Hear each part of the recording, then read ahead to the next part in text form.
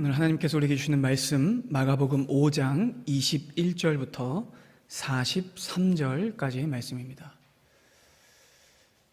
마가복음 5장 21절부터 43절까지 말씀을 교독하고 마지막 절은 함께 읽겠습니다. 예수께서 배를 타시고 다시 맞은편으로 건너가시니 큰 무리가 그에게로 모이거늘 이에 바닷가에 계시더니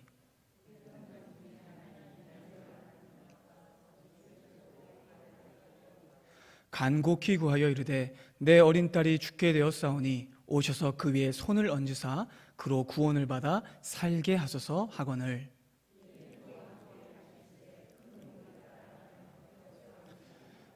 열두 해를 혈루증으로 앓아온 한 여자가 있어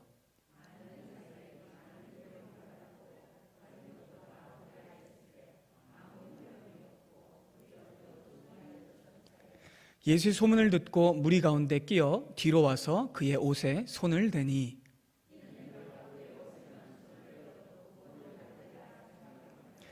이에 그의 혈루 근원이 곧 마름에 병이 나은 줄을 몸에 깨달으니라.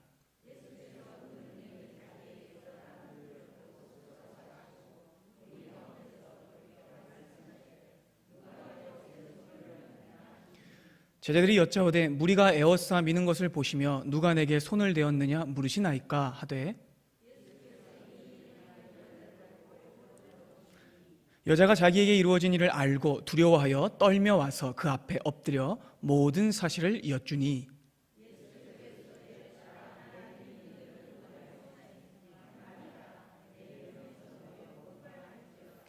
아직 예수께서 말씀하실 때에 회당장의 집에서 사람들이 와서 회당장에게 이르되 당신의 딸이 죽었나이다. 어찌하여 선생을 더 괴롭게 하나이까?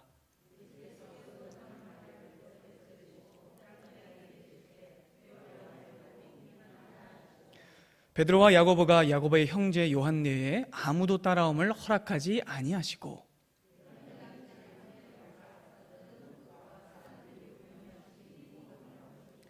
들어가서 그들에게 이르시되 너희가 어찌하여 떠들며 우느냐? 이 아이가 죽은 것이 아니라 잔다 하시니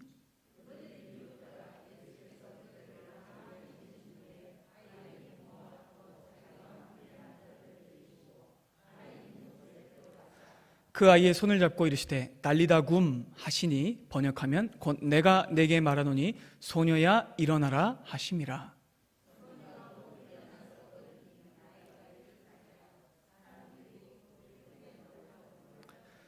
예수께서 이 일을 아무도 알지 못하게 하라고 그들을 많이 경계하시고 이에 소녀에게 먹을 것을 주라 하시니라. 아멘. 예수께서 이 땅에 오셔서 선포하신 것은 하나님 나라의 도래였습니다. 예수님의 오심으로 인해서 하나님의 나라가 이 땅에 왔습니다. 온 인류가 상실하고 쫓겨났던 낙원으로 돌아갈 회복의 길이 열린 것이죠. 그래서 여러분, 예수님은 공생애가 시작되던 바로 그 첫 시작점에 이렇게 선포하셨습니다. 하나님의 나라가 가까이 왔으니 회개하고 복음을 믿으라. 아멘. 여러분, 이 말씀은요, 그 옛날 창조주 하나님의 첫 말씀인 빛이 있으라 라는 말씀과 같습니다. 태초에 어둠을 밝히신 창조주 하나님께서 지금 이 땅에 오셔서 이번에도 말씀으로 어둠을 비추시는 거예요. 죄악과 어둠 속에 갇혀있던 자들에게 구원을 선포하십니다. 빛 대신 예수께서는 그렇게 이 땅에 오셔서 하나님 나라의 회복을 선포하시고 하나님 나라의 회복을 위해서 일하셨습니다. 예수께서는 그렇게 이스라엘 전역으로 두루 다니시면서 어둠을 몰아내시고 저주를 몰아내시고 귀신과 질병을 몰아내셨으며 죽음을 쫓아내셨습니다. 그래서 여러분, 예수님이 가시는 곳마다 정말로 빛이 비추었고 어둠이 물러갔죠. 사람들이 소생했고 예수님이 가시는 곳에 평화가 임했고 예수께서 가시는 곳에 생명이 피어났습니다. 그렇게 예수님의 사역의 처음부터 끝까지의 사역은 모두 살리는 사역이었고 사단의 나라를 파하는 영적 전쟁이었으며 죄와 죽음을 몰아내는 구원과 생명의 사역이었습니다. 그래서 우리 주님께서는 어느 누구도 감히 이기지 못했던 질병을, 죽음을, 무기력을 모두 몰아내서 모든 문제들을 근원부터 고치셨습니다. 오늘 본문 말씀에는 두 가지의 치유 기사가 등장하는데요, 예수께서 여기서 2명의 여인을 고치십니다. 그리고 여러분, 이 2명의 여인이 고침받는 사건은 동일하게 하나님의 나라가 도래했음을 증명하는 사건이었습니다. 하나님의 나라가 왔으니 당연히 병마가 떠나가고, 하나님의 나라가 왔으니 죽은 자가 살아나는 것입니다. 여러분, 예수께서는 12년 동안의 혈루증 때문에 모든 소망과 기대가 끊어져 있던 여인을 고치셨고, 또한 이미 죽어버렸던 회당장 야이로의 딸을 살려내셨습니다. 특별히 여러분, 오늘 말씀은요, 예수님의 신성을 드러내는 사면속 기적 사건, 그러니까 사면속 기사 중에 절정에 해당하는 부분인데요, 앞에 두 기적 사건을 잠깐 살펴보겠습니다. 첫째로는 4장 35절부터 41절까지 내용인데, 그 유명한 예수께서 말씀으로 풍랑을 잠잠하게 하시는 사건이에요. 무엇으로요, 여러분? 말씀으로. 아멘. 마치 세상을 창조하셨던 그때와 같이 예수께서 말씀하시니 온 창조 세계가 움직입니다.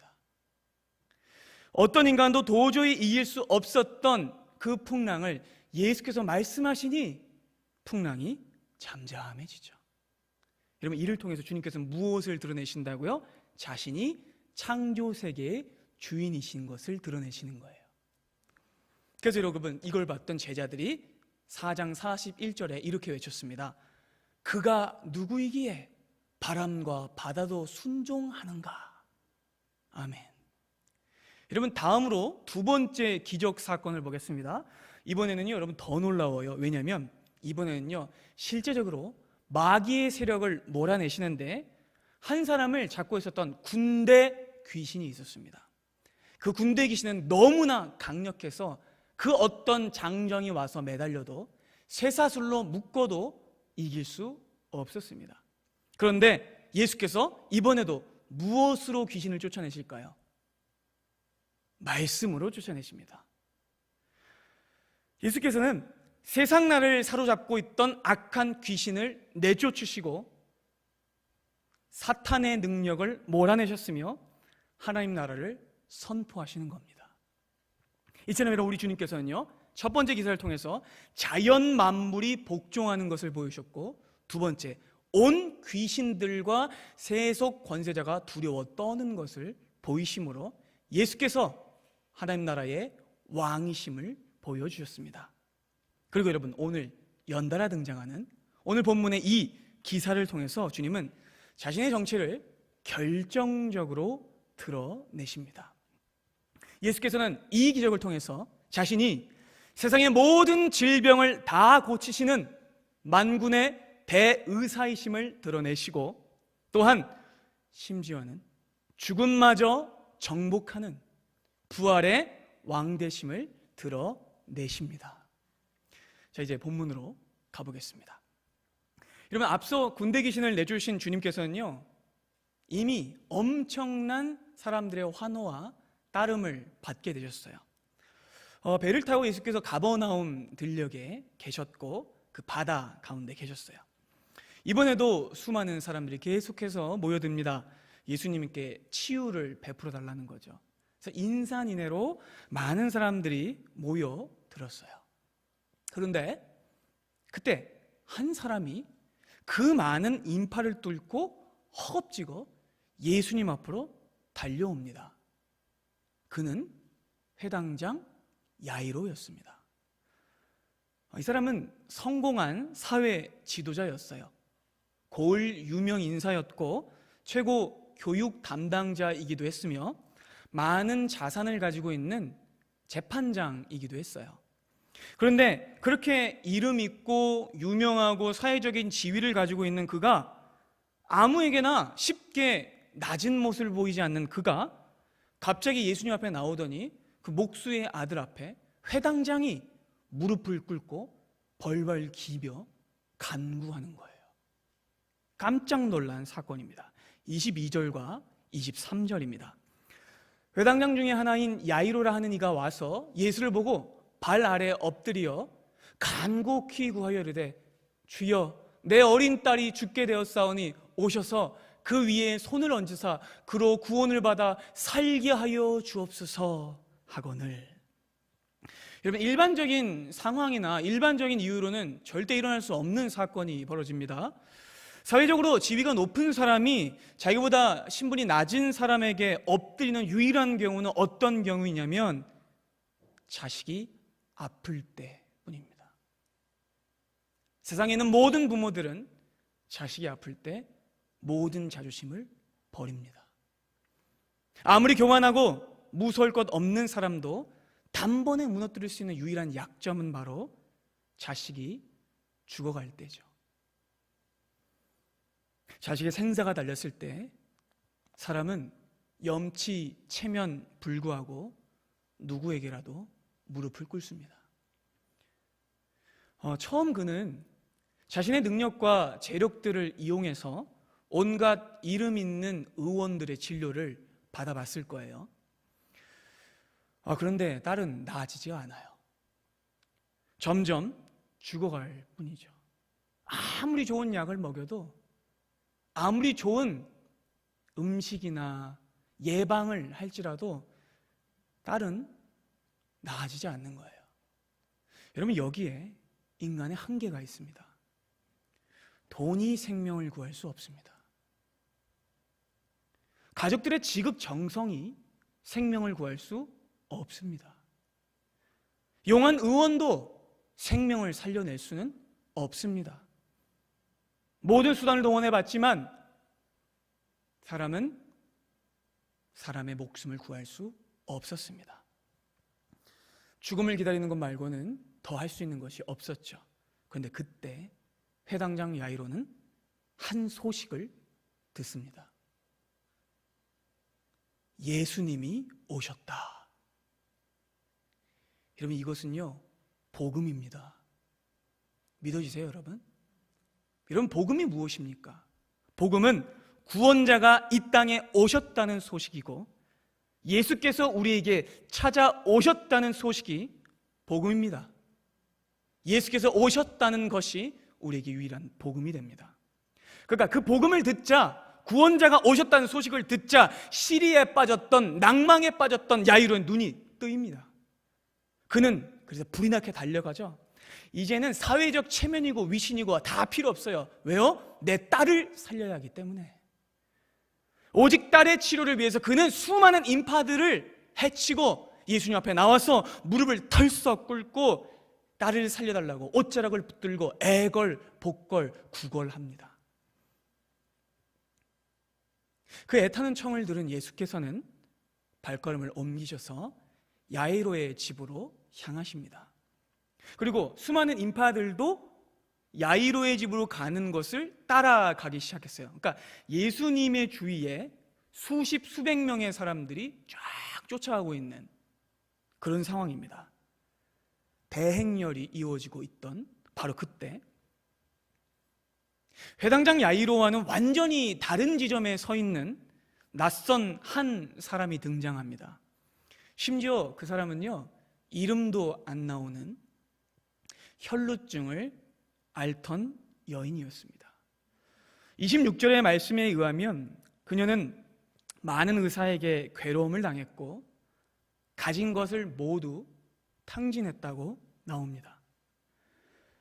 많은 약들을 썼고 많은 의원들을 만나봤지만 아무 효험이 없었고 병이 더 악화될 뿐이었습니다.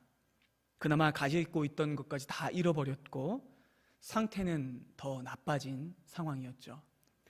여러분, 2000년 전에 의술은 어땠을까요? 동의보감이라도 있었을까요?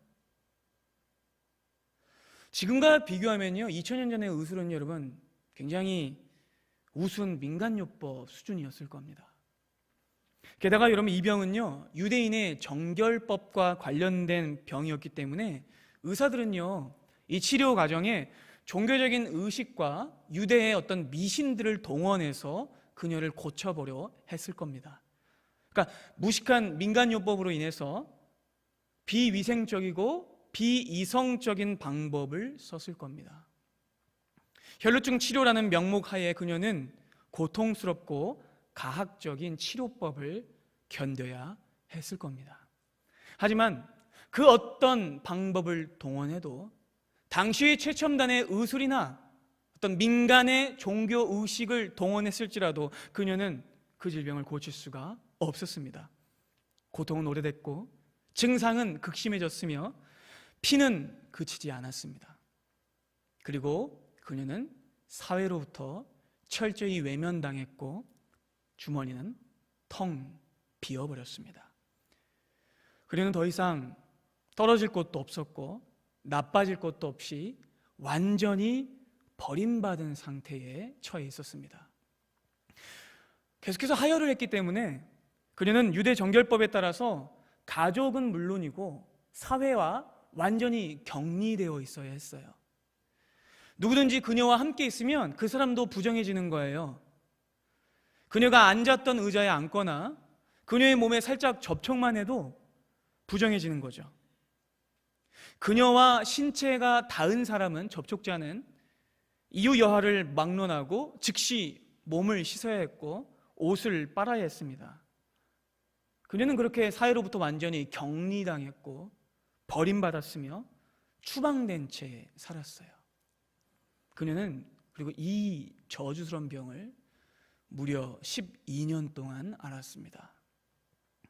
아마도 상상하기로는요, 장성한 여인이 된 초경 이후로 이 병이 생겼을 겁니다. 원치 않는 끝없는 하혈 때문에 그녀는요, 자신의 여성됨을 부정하며 저주했을 거예요. 성인이 된 이후로부터 그녀는 그치지 않는 고통 속에 몸부림쳤을 겁니다. 그러니까 그날 이후로 그녀는 단 하루도 평안히 살지 못했을 것입니다. 그렇게 모든 희망과 빛이 사라져서 이제는 절망마저 사치가 되어버린 바로 그때 그녀 역시 복음을 듣습니다. 그 복음은 무엇입니까?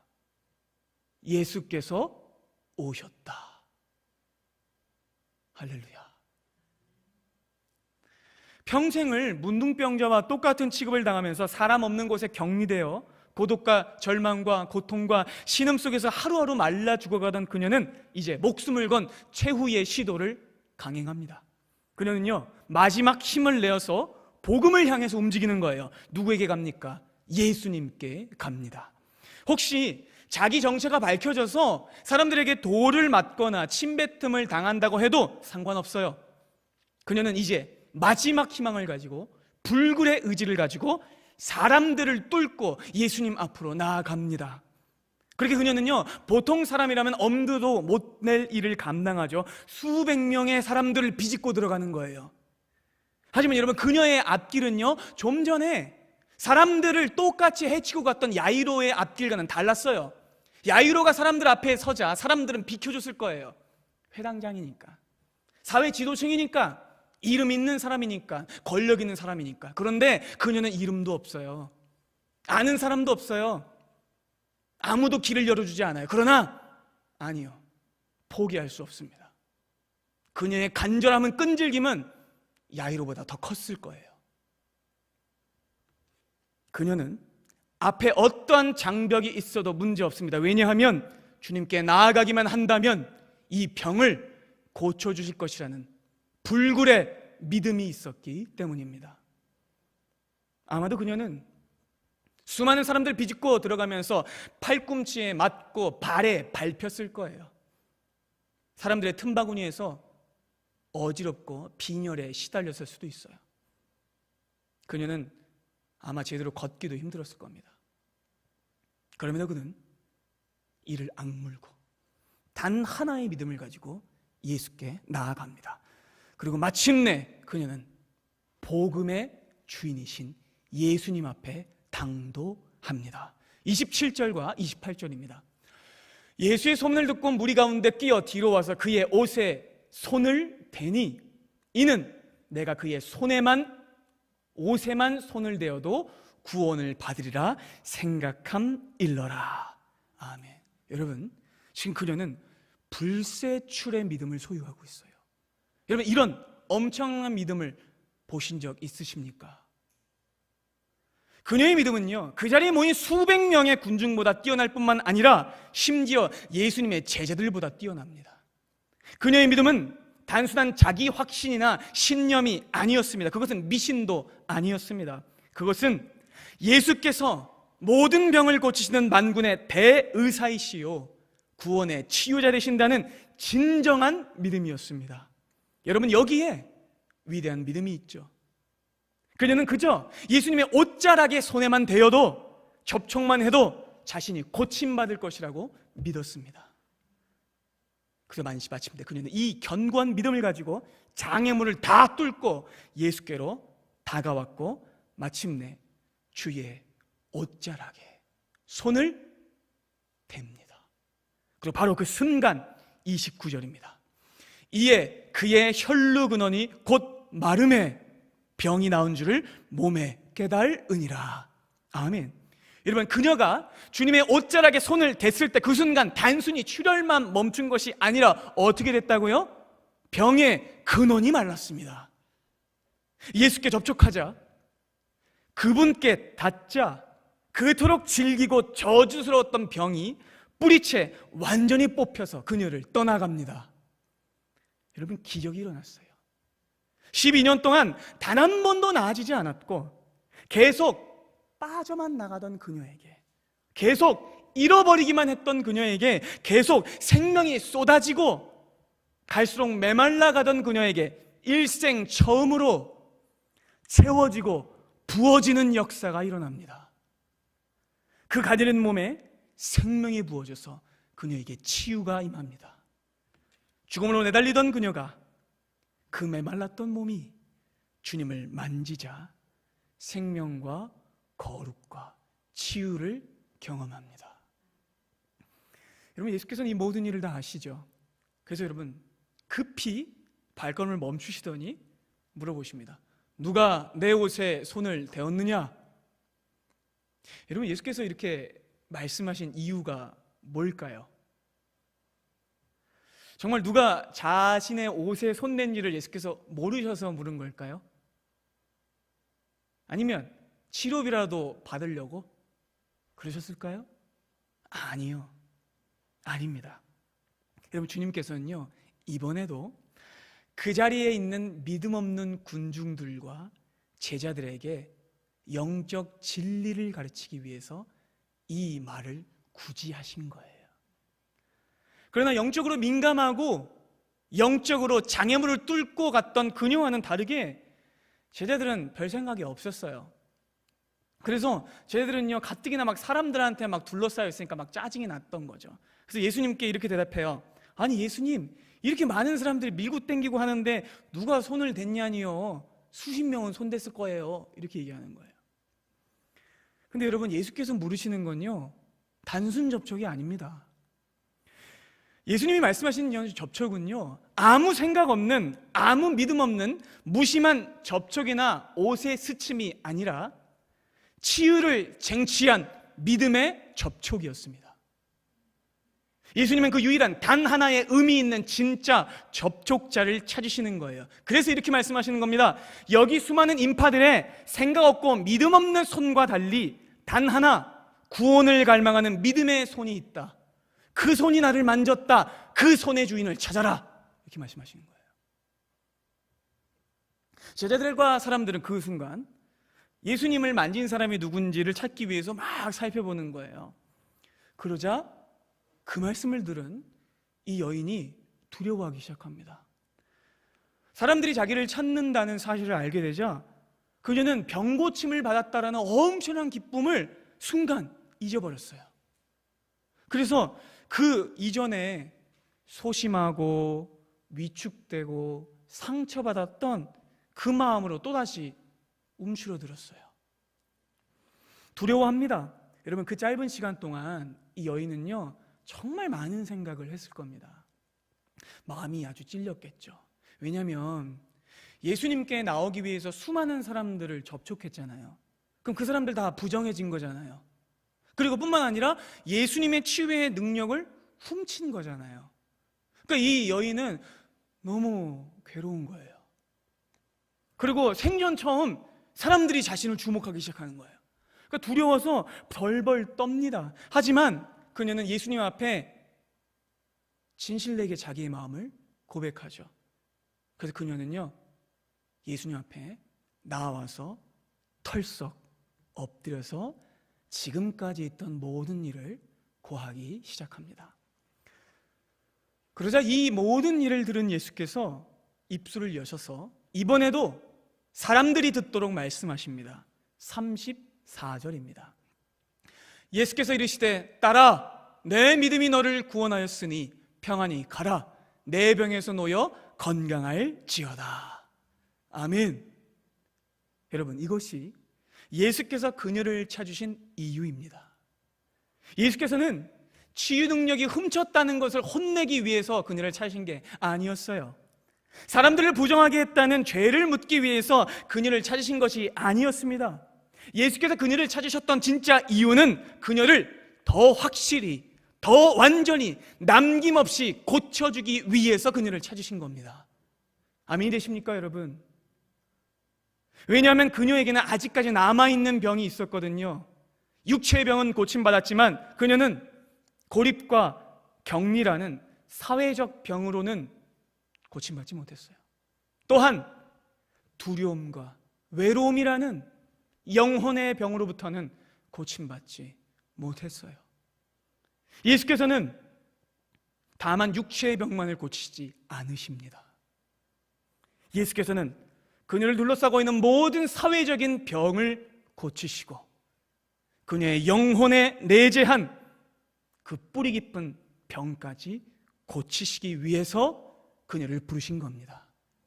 예수께서는 그녀가 다만 육체적 고침만 경험하고 또다시 조용히 사라져서 사람들의 눈을 피해서 외롭고 고독한 외톨이 인생을 살게 두지 않으시는 거예요. 그렇게 그녀는 뒤로 몰래 주님을 찾아왔지만 주님은 이제 그녀를 모든 사람들 앞으로 회복시켜 부르십니다. 주님께서는 그렇게 그녀의 고침을 사회에서 공적으로 선포하시며 그녀의 사회 귀환을 여기서 선언하시는 겁니다. 본래 병이 깊었던 사람, 사회로부터 격리되어 있던 사람은 제사장에게 나와서 그 병이 고침받았을 때 사회 귀환을 허락받아야 됩니다. 지금 예수께서는 그 일을 하고 계신 거예요. 모든 사람들이 보는 앞에서 이제 이 여인은 고침받았다. 이제 그러니 너희들이 사회에 환영해주고 이 여인을 너희 공동체에 받아주어라. 그렇게 말씀하시는 거죠. 주님께서는 그녀를 이제 친히 무대 중앙에 세우셔서 사회뿐만 아니라 가족에게까지 버림받아 12년 동안 저주받은 채 살았던 그 여자를 둘러싼 모든 장벽을 허무시고 사회로 복귀를 선언하시는 거예요. 그렇게 예수께서는 그녀의 인생과 전 인격을 살려내며 공포하시는 겁니다.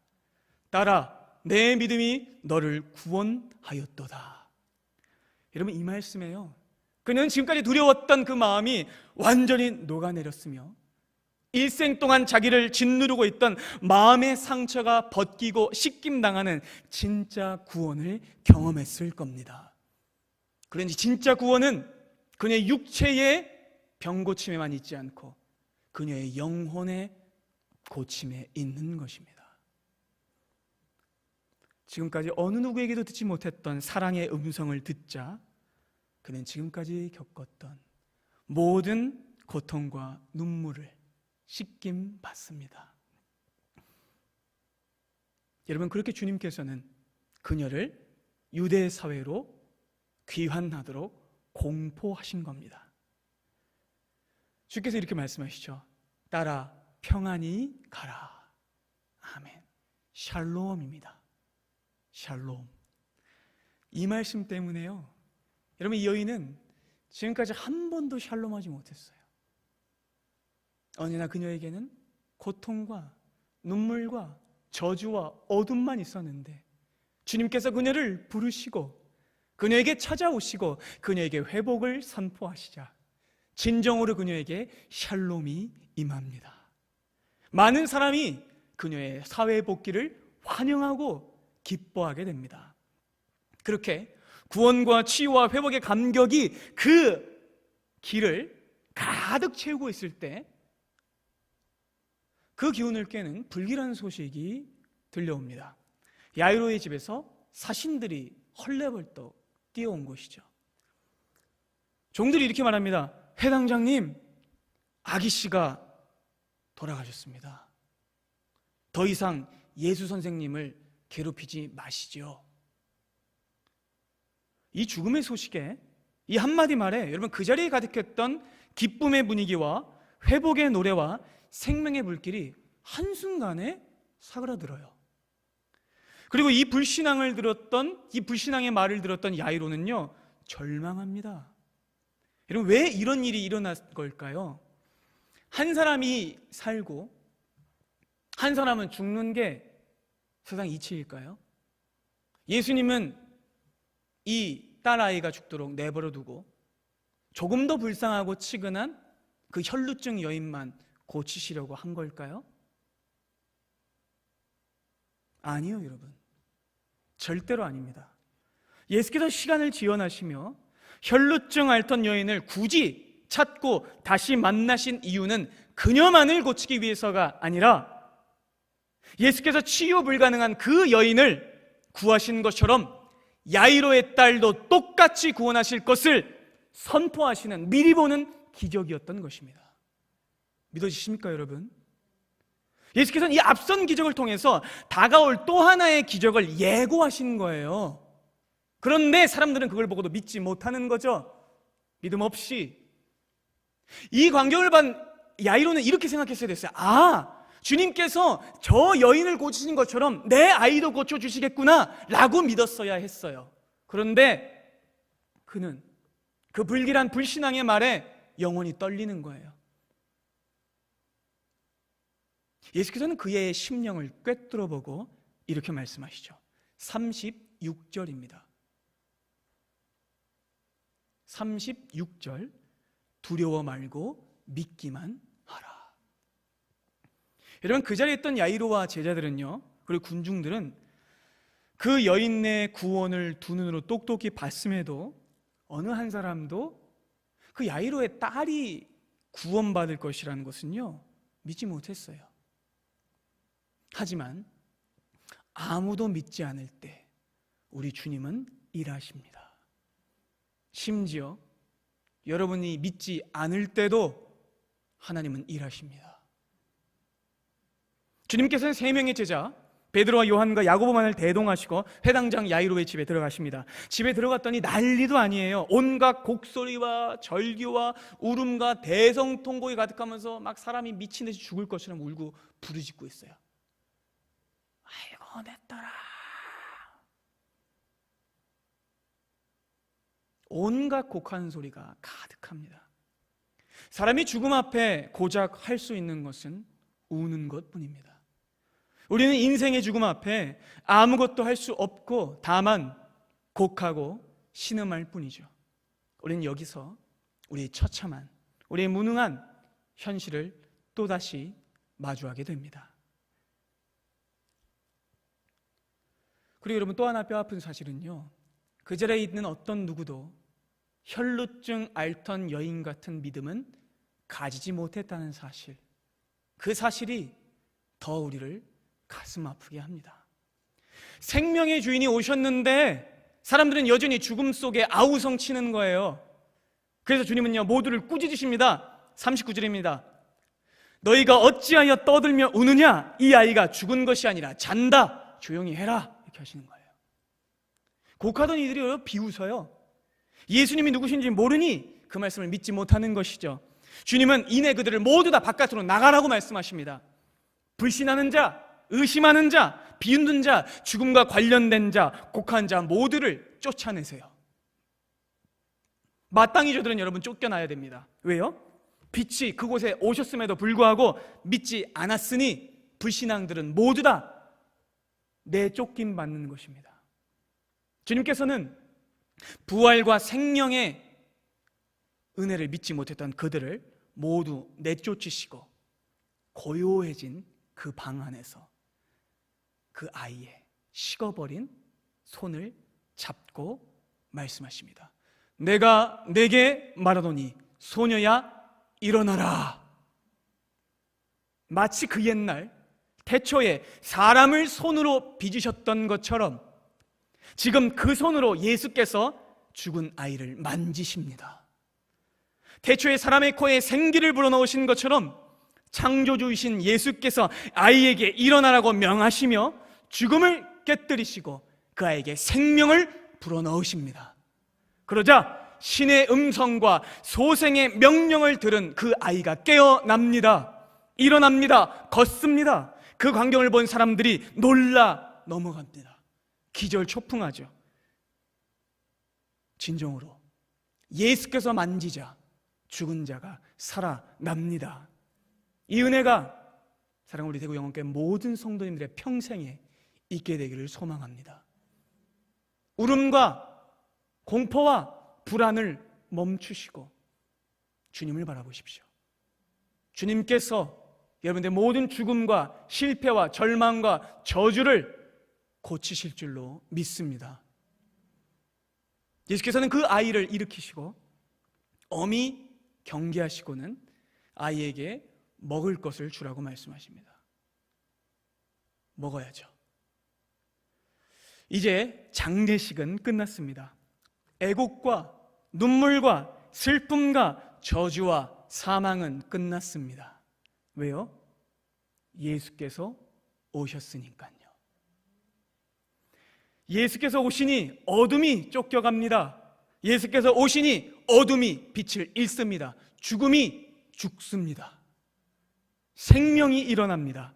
그래서 여러분 예수께서는 이 3연속 기적을 통해서 자신이 누구신지를 분명히 이 땅 가운데 보이셨어요. 먼저 첫 번째, 풍랑을 잠잠케 하시는 이 기적을 통해서 자신이 온 창조 세계의 주인이심을 밝히셨습니다. 두 번째로 군대의 귀신을 내쫓으심으로 예수께서 사탄의 권세를 파하시는 하나님 나라의 능력을 가진 왕이심을 보이셨습니다. 셋째로 주님께서 더 나아가 인간이 고칠 수 없는 그 어떤 병도 고칠 수 있는 만군의 치료자이심을 보이십니다. 마지막으로 예수께서는 죽음마저 깨뜨리고 이겨내서 부활을 만들어 내십니다. 오늘 이 말씀 속에 찬란히 빛나는 단 하나의 진리가 있죠. 믿는 자는 구원을 얻을 것입니다. 믿지 않는 자는 엉엉 울며 죽음 속에 허덕이고 절규하고 무너져 있을 것입니다. 여러분들에게는 이 믿음이 있으십니까? 사랑하는 여러분, 12해 동안 혈루증을 앓던 여인의 피 흘림과 부정함을 누가 가져가셨습니까? 예수께서 가져가셨습니다. 또한 12살 난 야이로의 딸의 죽음을 누가 가져가셨습니까? 예수께서 가져가셨습니다. 그렇다면 여러분, 저와 여러분의 질병과 가난과 고통과 실패와 죽음을 누가 가져가셨습니까? 예수께서 가져가셨습니다. 그렇다면 우리에게 눈물과 죽음은 더 이상 없어야겠죠. 우리가 세상에서 자꾸만 넘어지고 실패하는 이유는 주님께서 이미 승리하셨다는 그 사실을 자꾸만 잊어버리기 때문입니다. 세상의 거짓말의 소리가, 세상의 곡하는 소리가 여러분들의 마음을, 생각을 빼앗고 있기 때문입니다. 그러나 그 말들은 여러분들을 죽게 하는 말이지 살리는 말이 아닙니다. 여러분의 마음을 들어, 믿음의 눈을 들어 고치시는 예수를 바라보게 되기를 소망합니다. 우리의 죄악을 그분이 떠안으셨고 우리의 질병을 그분이 가져가셨으며 그분이 홀로 이루셨습니다. 그래서 이사야 선지자는 53장에 이 위대한 구원의 진리를 선포합니다. 그가 찔림은 우리의 허물 때문이요 그가 상함은 우리의 죄악 때문이라. 그가 징계를 받음으로 우리가 평화를 누리고 그가 채찍에 맞음으로 우리는 나음을 받았도다. 우리는 다 양 같아서 그릇 행하여 각기 제 길로 갔거늘 여호와께서는 우리 모두의 죄악을 그에게 담당시키셨도다. 아멘. 저와 여러분들의 모든 저주와 죽음과 실패와 질병을 예수께서 가져가신 줄로 믿습니다. 그분께서 우리의 부정과 우리 저주와 죽음을 모두 가져가실 뿐만 아니라 이제 우리에게 거룩과 축복과 생명과 구원을 주셨습니다. 그리고 그 하나님이 우리의 하나님이 되십니다. 사랑하는 여러분, 세상 소망이 다 끊어질지라도 내 모든 노력과 열심이 다 부서졌을지라도 이제까지 시도해온 모든 것들이 물거품이 되어버렸을지라도 나의 현실의 상황과 여건이 정말 보잘것없어 보일지라도 주님이 계신다면 우리는 치유받을 수 있습니다.